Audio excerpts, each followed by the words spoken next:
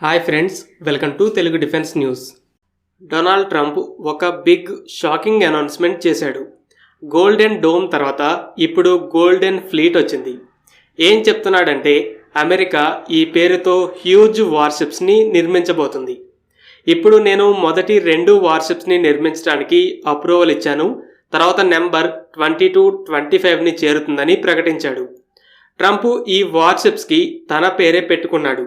వీటిని Trump class battle ships అని అంటున్నాడు.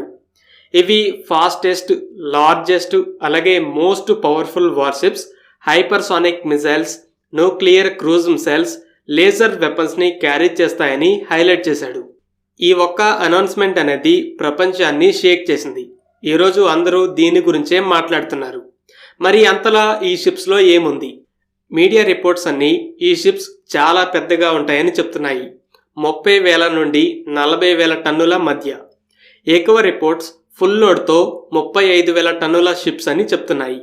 ప్రస్తుతం ఎక్కువ శాతం డిస్ట్రాయర్ క్లాస్ షిప్స్ అనేవి 7,000 నుండి 10,000 టన్నుల మధ్య వెయిట్ ఉన్నాయి. అమెరికన్ అర్లేగ్ బర్గ్ క్లాస్ డిస్ట్రాయర్స్ కూడా అరౌండ్ 9,800 టన్స్. కొన్ని షిప్స్ మాత్రానికి 10,000 టన్నులని క్రాస్ చేశాయి. అమెరికన్ జుమ్వాల్డ్ క్లాస్ స్టెల్త్ డిస్ట్రాయర్స్ 15,000 టన్నులు 3 షిప్స్ ఉన్నాయి. చైనీస్ టైప్ 055 క్లాస్ 12,000 టన్నుల వెయిట్ ప్రస్తుతం 8 షిప్స్ ఉండగా మరో 8 షిప్స్ని నిర్మిస్తుంది.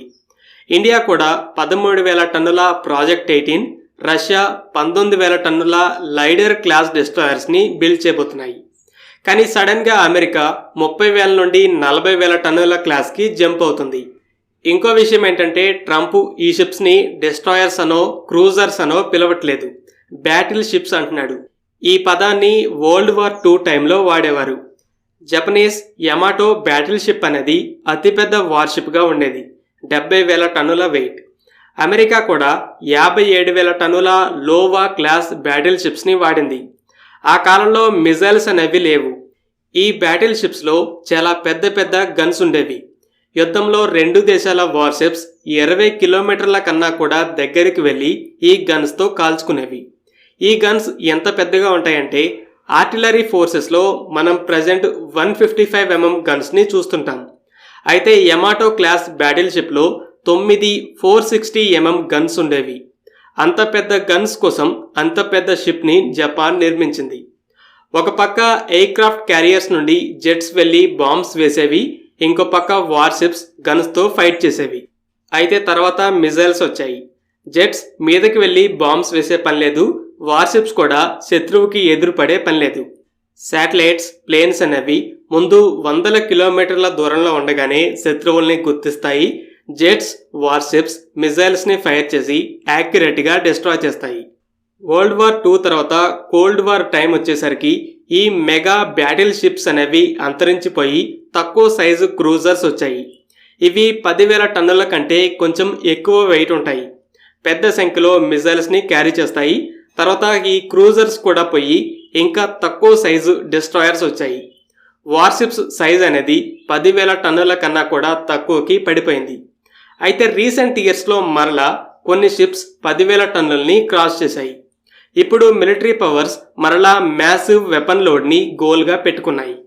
అయితే ఇప్పుడు ట్రంప్ మరలా బ్యాటిల్ షిప్ సైజులో ఉండే వార్షిప్స్ని బిల్డ్ చేయబోతున్నట్టు ప్రకటించాడు. అప్పట్లో బ్యాటిల్ షిప్కి గన్సే మెయిన్ వెపన్స్. అయితే ఇప్పుడు హైపర్సానిక్ మిజైల్స్ లాంటి లేటెస్ట్ వెపన్స్ ఉండబోతున్నాయి. మిలిటరీ ఎక్స్పర్ట్స్ వీటిని గైడెడ్ మిజైల్ బ్యాటిల్ షిప్స్ అని క్లాసిఫై చేస్తున్నారు. ఈ షిప్స్లో మ్యాసివ్ రెడార్స్, వందలాది hypersonic missiles, anti ballistic missiles ఉంటాయి. ఒక పక్క శత్రువు హ్యాండిల్ చేయలేని నెంబర్స్లో మిజైళ్ల వర్షాన్ని కురిపిస్తాయి. ఇంకో పక్క ఫ్రెండ్లీ వార్షిప్స్, ఎయిర్క్రాఫ్ట్ క్యారియర్స్ మీద శాచ్యురేటెడ్ అటాక్ జరగకుండా ఎయిర్ డిఫెన్స్ ఇస్తాయి. అయితే అమెరికా ఎంత పెద్ద వార్షిప్స్ని బిల్డ్ చేయాల్సిన అవసరం ఏంటి? ట్రంప్ దీన్ని ఎందుకింతలా హైలైట్ చేస్తున్నాడు? ప్రపంచంలో యుఎస్ నేవీ అనేది మోస్ట్ పవర్ఫుల్ నేవీగా ఉంది. 11 ఎయిర్క్రాఫ్ట్ క్యారియర్స్, వందలాది డిస్ట్రాయర్స్, న్యూక్లియర్ సబ్మరీన్స్. అమెరికా దగ్గర ఇలా 294 షిప్స్ ఉంటే చైనా దగ్గర 370కి పైగా షిప్స్ ఉన్నాయి. చైనా ఒక పక్క టైప్ 055 లాంటి పెద్ద సైజు డిస్ట్రాయర్స్ని బిల్డ్ చేస్తూనే ఇంకో పక్క తక్కువ సైజు ఉండే వార్షిప్స్ని చాలా వేగంగా నిర్మిస్తుంది. ఈ నెంబర్స్ విషయంలో అమెరికా పోటీ పడలేకపోతుంది. సింపుల్గా చెప్పాలంటే China small size big size వార్షిప్స్ని మిక్స్ చేసి అతిపెద్ద నేవీ అయింది. ఇంకో పక్క అమెరికా నెంబర్ కొంచెం తక్కువ ఉన్నా కూడా అన్ని బిగ్ సైజ్ వార్షిప్సే కాబట్టి ఇప్పటికీ మోస్ట్ పవర్ఫుల్ నేవీగా ఉంది. కానీ జియో పాలిటిక్స్లో రియాలిటీ ఎంత ముఖ్యమో పర్సెప్షన్ దృష్టికోణం కూడా అంతే ముఖ్యం. ప్రస్తుతం ప్రపంచ దేశాల దృష్టిలో ఒక ముద్ర పడింది. చైనా అన్మ్యాచ్డ్ స్పీడ్తో వార్షిప్స్ని బిల్డ్ చేస్తుంది. త్వరలో అమెరికా నేవీని కూడా ఓవర్టేక్ చేయబోతుంది. ఈ పర్సెప్షన్ వల్ల అమెరికాకి డ్యామేజ్ అవుతుంది. మోస్ట్ పవర్ఫుల్ అనే ఇమేజ్ పోతూ అమెరికాని నమ్ముకొని ఉన్న అలయన్స్ కాన్ఫిడెన్స్ అనేది దెబ్బతింటుంది.